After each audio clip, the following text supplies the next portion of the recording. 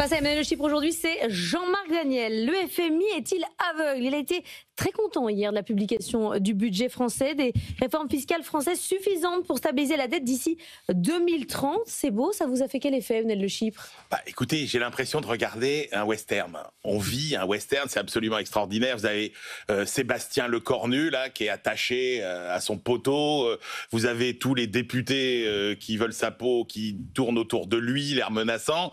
Et là, d'un seul coup, qu'est-ce qui se passe? Un sauveur. La cavalerie qui arrive. Et la cavalerie, c'est effectivement le FMI. Le FMI qui a publié hier ses nouvelles perspectives et qui fait un peu le bilan de santé de tous les pays. Et il faut reconnaître que quand même, toutes ces dernières années, le FMI avait eu la dent plutôt dure vis-à-vis de l'économie française. Et effectivement, le FMI est plutôt satisfait de toutes les mesures qui sont prises en France pour essayer de redresser les finances publiques. Effectivement, il dit que pour le moment, les réformes entreprises sont suffisantes pour stabiliser la dette et d'ici la fin de la décennie. Donc moi, ce que je retiens, d'abord, c'est que le FMI dit OK, c'est bien, mais attendez, vous n'êtes encore qu'au début du chemin. Donc le FMI ne dit pas dormez braves gens. Ce que dit le FMI et que je trouve très intéressant, c'est qu'il dit si vous mettez beaucoup de sueur dans le redressement de vos dépenses publiques, vous éviterez quand même un peu le sang et les larmes. Donc c'est ça qui est intéressant. Et puis le deuxième message que donne le FMI, au-delà des recommandations, alors pas traditionnelles, sur la meilleure gestion des finances publiques, etc., ce qu'il nous dit, c'est, attendez, mais arrêtez l'hystérie politique. Il n'y a pas d'urgence. C'est-à-dire, oui, votre situation est grave, mais vous n'êtes pas au bord d'un gouffre financier, comme le disait François Bayrou, par exemple. Et donc, vous avez du temps pour redresser vos finances publiques. Donc, j'ai trouvé... Il n'est pas à nos portes, comme disait Lombard. Non, il n'est pas à nos portes. J'ai trouvé le message empathique, bienveillant, mais lucide. Jean-Marc. Oui, moi, je n'ai pas exactement la même lecture. C'est-à-dire que, effectivement, le FMI, d'abord, les gens qui se sont exprimés au nom du FMI n'ont pas tenu exactement le même discours. Il y a eu un des directeurs, qui est celui qui s'occupe de l'Europe, qui a dit, effectivement, plus ou moins ce que vient de dire Emmanuel. Plus ou moins, il a quand même émis un certain nombre de réserves.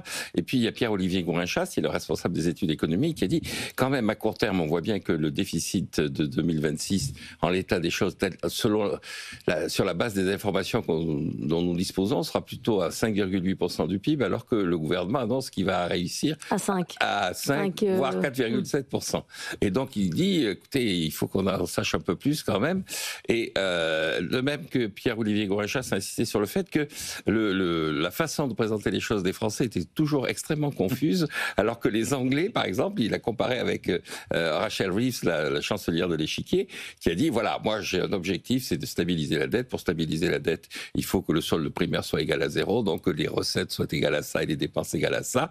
Donc je vais y arriver. Donc, nous, on fait de la poésie, quoi. Voilà, donc on sort de l'ambiguïté qu'à ses dépens. Oui, exactement. Et donc là, manifestement, on reste dans l'ambiguïté. Et donc, je ne sais pas si, une fois que la cavalerie aura chassé les Indiens, je ne sais pas si elle va détacher totalement le prisonnier, si elle va lui dire, bon, écoute, maintenant...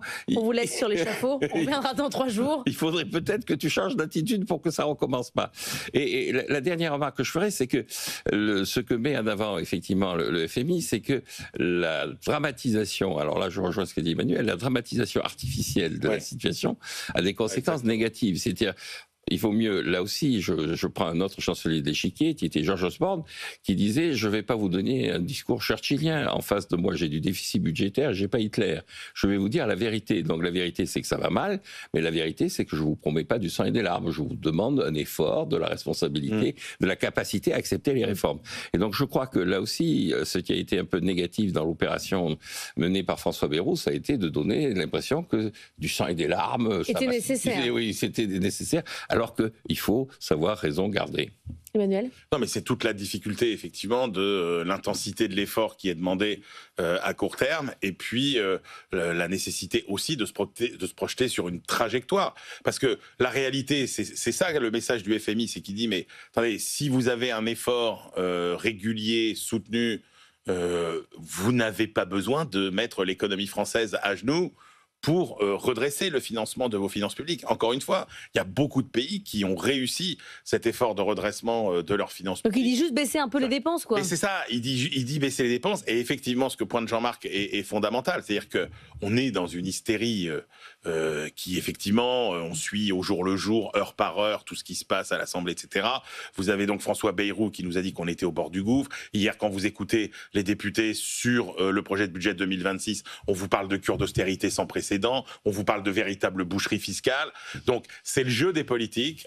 On en fait beaucoup dans les médias généralistes les suivre, quoi. sur le sujet. Et je trouve qu'effectivement, c'est intéressant de pointer, comme le fait le FMI aussi, les dangers de cette hystérisation du débat qui empêche de se retrousser les manches sereinement. Oui, mais il faudrait pouvoir baisser les dépenses non plus sans que ça soit hystérique. C'est-à-dire que vous touchez au taxi, Oui. vous voyez ce qui se passe. Enfin, genre, vous pouvez rien faire, même sur des toutes petites mesures, quand même. Il faut être courageux et pas hystérique.